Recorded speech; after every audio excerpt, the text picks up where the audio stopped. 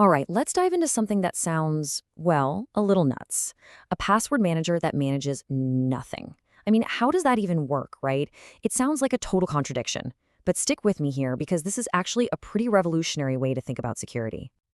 You know the drill. We're all told to be responsible, get a password manager, and lock everything up. So you do it. You dump all your digital keys, your bank, your email, the whole shebang, into this supposedly super secure digital box. And then you see the news. Another massive data breach. And you get that pit in your stomach, thinking, wait, is my vault really safe? Well, here's an idea that just flips the whole problem on its head. The core philosophy is this. Hackers can't steal what doesn't exist. Think about that for a second. So instead of pouring all our energy into building a stronger, thicker box to hold our secrets, what if we just didn't have a box at all? And this isn't just some clever marketing slogan. It's the fundamental design principle we're about to get into.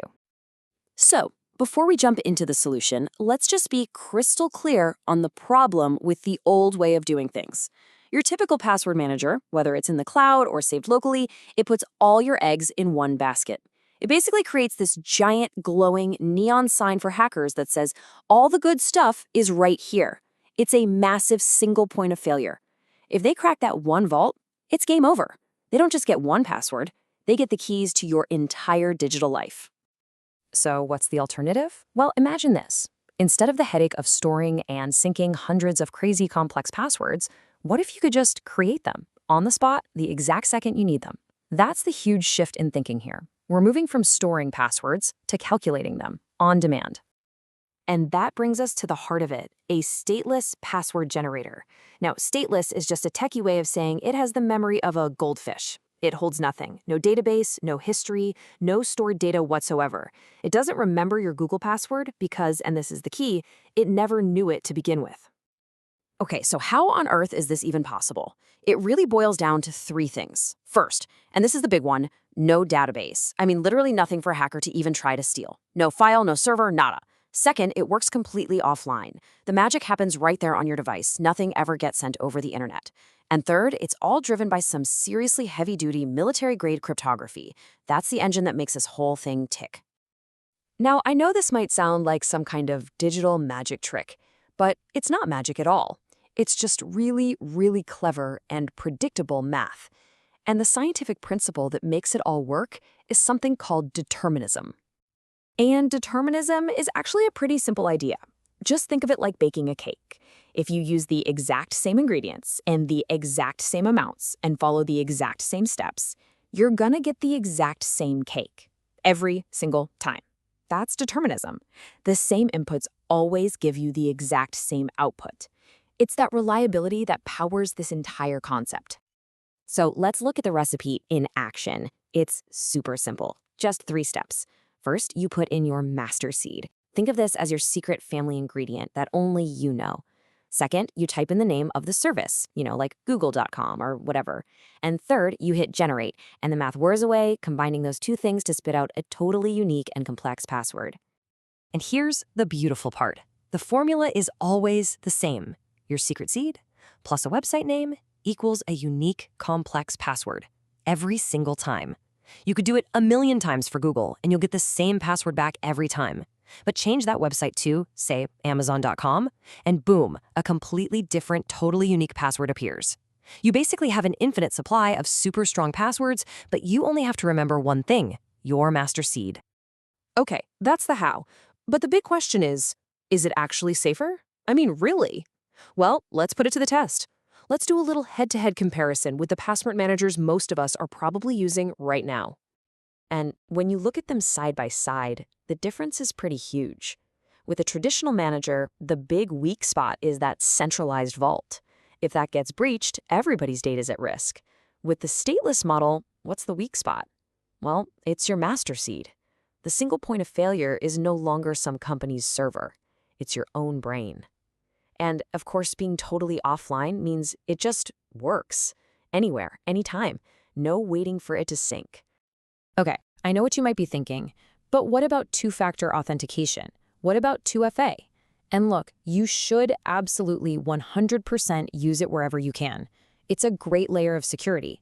But It's not the magical silver bullet that makes you invincible. See, the problem is, even 2FA has its weaknesses. Clever hackers can do things like SIM swapping to basically steal your phone number and intercept those codes. Or they can use sophisticated phishing attacks to trick you into handing them over. The thing to remember is that your password is always, always the first line of defense. 2FA is like adding a deadbolt to your door. It's great, but if the main lock is made of cheap plastic, that deadbolt isn't going to help much. All right, so what about the really fancy stuff? Face ID, fingerprint scanners. Surely that's the ultimate foolproof security, right? I mean, it seems like it, but there is one massive critical flaw. Just think about this for a second. If your password gets stolen, what do? You change it. Simple. Problem solved. But what if someone steals your fingerprint data or creates a perfect copy of your face scan? You can't change it. It is compromised forever. You can't exactly go out and get a new set of fingerprints. And that is the huge difference between security you can revoke, like a password, and something that's permanent. So this all sounds great in theory, but how do we actually use this stuff in the real world? This is where it gets really interesting. This is where you go from just being a user of a service to being the architect of your very own security setup. The secret sauce here is compartmentalization. You don't just create one master seed and use it for everything. I mean, you wouldn't use the same key for your front door, your car, and a Swiss bank vault, right? Of course not. So you create different seeds for different levels of security. Here's how you can lay it out. You design a high-tier seed. This one's complex, unique, maybe something you write down and keep in a safe place. You use this only for the super important stuff, your main email, your banking, your cloud storage. Then you have a low-tier seed. This one can be a bit simpler, something easier to remember. You use it for things like random forums, newsletters, streaming sites. And the payoff is huge. If that low-tier seed ever gets compromised for some reason, who cares? All your most valuable accounts are still completely locked down and safe. All right, so as we start to wrap this up, you can see this is about more than just a clever little app. This is about a fundamental shift in mindset. It's about how we see our digital lives and, more importantly, who we decide to trust with them. And this metaphor, your mind is your fortress, it just says it all, doesn't it? For so long, we've been building our security fortresses on somebody else's property, on their servers, in their cloud. This whole idea suggests that the safest place for your secrets isn't in a file that can be stolen or a server that can be breached, but in the one place no one else can get to. And that's really the final takeaway here. When you use a traditional service, you are, in a way, just renting your security. You're paying them and hoping they do a good job protecting your stuff.